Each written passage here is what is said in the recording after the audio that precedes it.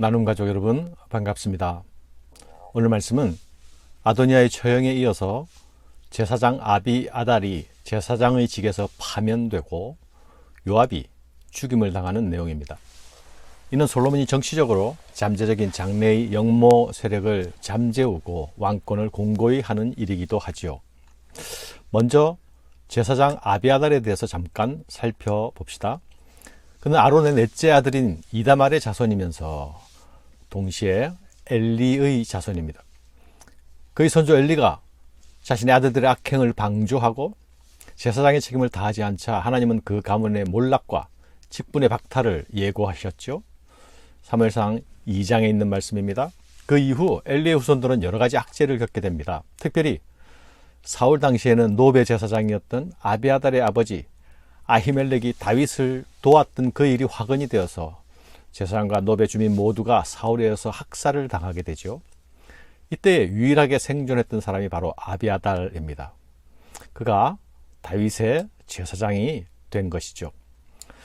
그러나 그 이후에는 그가 다윗을 배반하고 아도니아의 반역을 돕는 모습이 나타나죠. 그래서 솔로몬에게 제사장 직분을 파면당하게 됩니다. 반역자는 죽임을 당하는 것이 일반적이죠. 그런데 아비아달은 죽임을 당하지는 않습니다. 솔로몬은 그 이유를 이렇게 말하지요. 너는 마땅히 죽을 자로 돼. 네가 내 아버지 다윗 앞에서 주 여호와의 궤를 메었고 또 내 아버지가 모든 환난을 받을 때 너도 환난을 받았은즉 내가 오늘 너를 죽이지 아니하노라 하고 죽임 대신 추방만 당하는 것입니다. 그가 말년에 다윗을 배반하고 아도니아 편에 섰지만 이전에는 다윗 편에 서서 수고를 많이 한 충실한 제사장이었다는 것이죠. 그는 압살롬의 반역 사건 때에도 법궤를 간수했던 사람이고 다윗의 명을 따랐던 사람입니다. 또 그는 다윗의 고난에도 헌신적으로 함께 참여했던 사람이었죠. 함께 고생했던 사람입니다. 사울을 피해서 도망 다니던 다윗이 아비아달의 아버지였던 노브의 제사장 아히멜렉을 찾아갔을 때에 아히멜렉은 영문도 모른 채 다윗을 돕지 않았습니까? 그런데 그 일로 모든 사람이 몰살당합니다. 그리고 그는 유일한 생존자가 되죠. 그리고 다윗에게 합류합니다. 그 이후 그는 사울에게 쫓기는 내내 다윗을 도왔습니다. 다윗이 사울에게 쫓기는 동안 그의 도움을 받은 것이죠. 다윗이 압살롬에게 쫓길 때에도 그는 사독과 함께 다윗의 첩자가 되어서 다윗의 안전을 도모합니다. 이렇게 그는 다윗에게 충성했던 사람입니다. 그런데 그는 다윗의 노년에 다윗이 늙어 힘이 없어지자 다윗 편에 끝까지 서지 않고 아도니아를 따르게 되었습니다. 이제 희망이 없는 다윗을 놓고 다른 주를 잡아야 된다고 생각한 것일까요? 아무튼 그는 끝까지 신실하지 못했습니다. 충성된 사람이었으나 끝까지 충성되지 못했습니다. 그리고 바로 그 불명예를 안고 퇴장합니다. 이 아비아달의 파면은 그의 개인적인 몰락만을 의미하는 것이 아닙니다. 그의 몰락은 엘리 집안에 대한 하나님의 심판의 실현이기도 합니다. 제사장은 레위인 중에서 특별히 아론 자손들에게만 위임되는 특별한 직분이지요. 아론의 네 아들 중 나답과 아비후가 여호와께서 명하지 않은 불을 분향함으로써 죽임을 당하게 되지 않습니까? 그래서 남은 엘리아살과 아다말은 이 두 자손만 제사장직을 맡게 되었습니다. 사무엘 시대 제사장 엘리는 이 아다말의 자손이었습니다. 당시 엘리의 두 아들 홈니, 비누아스, 여러분 잘 알고 계시죠? 그는 자신들의 직분을 망각하고 성소의 제사를 업신여겼습니다. 그리고 온갖 죄와 악행을 저질렀죠. 하지만 엘리는 그들을 적극적으로 훈계하지 않았습니다. 그러나 하나님은 이들의 악행을 지적하시고 가문의 몰락과 직분의 박탈을 예고하셨죠. 결국 홈니와 비누아스는 블레셋 전투에서 죽고 그 소식을 듣던 엘리도 즉사하게 되지 않습니까? 이후에 벌어진 엘리 집안의 사건은 바로 아히멜렉을 포함한 노브의 살육 사건입니다. 이제 이 아비아달마저 파면됨으로써 엘리 집안에 대한 하나님의 말씀이 완전히 이루어지게 되는 것입니다.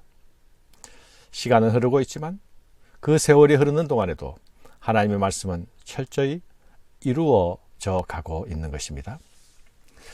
그런데 여러분, 도대체 왜 아비아달은 아도니아의 편에 서게 되었을까요? 우리는 그 이유를 자세히 알 수는 없습니다. 그러나 우리가 분명히 알 수 있는 것이 있죠. 그것이 무엇입니까? 그것은 그가 끝까지 신실하지는 못했다는 것입니다. 계시록에 나타난 말씀을 보면 예수님의 이름에 쓰인 두 글자, 예수님의 이마에 쓰인 두 글자, 진실과 충성.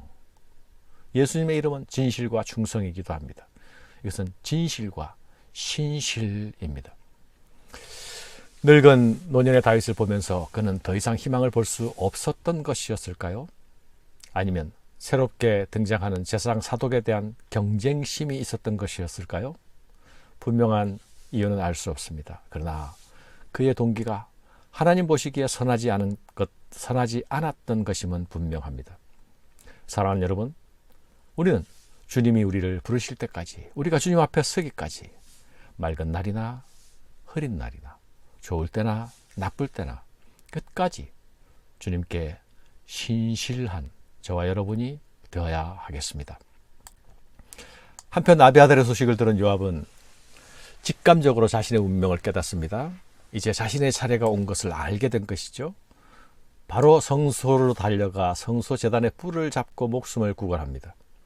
그 소문이 요압에게 들리매 그가 여호와의 장막으로 도망하여 제단 뿔을 잡으니 이는 그가 다윗을 떠나 압살롬을 따르지 아니하였으나 아도니아를 따랐음이더라.